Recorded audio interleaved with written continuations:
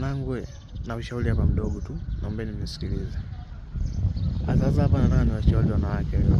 Wewe mwanamke umepata zako mwanaume fresh, unamwona huyu ananifaa, ananizingatia, nikimwambia hiki ananizingatia, mheshimu huyo mwanaume. Umeona? Sio kama umempata huyo anakuzingatia hivyo afu baada ya kuja ukapata tamaa tena. Ukutana labda na Musa au ukutana na Simoni hapo, na Simoni kina Sam, anakuelekeza unaelekea.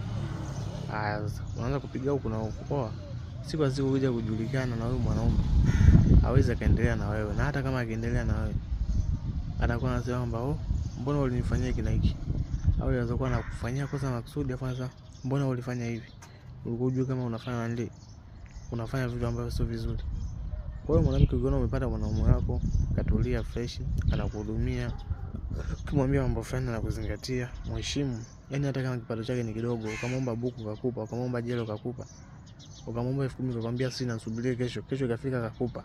Poa. Dadangu, mheshimu sana mwanaume. Mheshimu sana.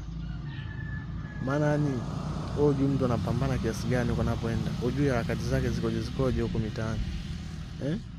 Lakini mwamba anapambana, anatafuta kidogo hicho ulichokihitaji, anakuzingatia. Sijui kuna sherehe ni nini, vimavazi, anakuzingatia.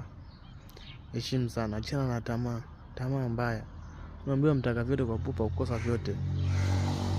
Tulia na mwanaume wako mmoja, au na wewe mwanaume umepata mwanamke mmoja anayeeleweka, ametulia. Tulia naye huyo. Achana na tamaa mwanangu. Haya ni maisha tu haya, tunapita wanangu.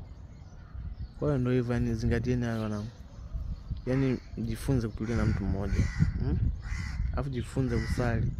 Muda mwingine sio mpaka unapata shida ndio Mungu nini mimi hivi na hivi, hapana. Sali muda wote. Funga ikiwezekana. Ndio hivyo wanangu, ushauri wangu ndio huo tu. Asanteni na wakubali sana.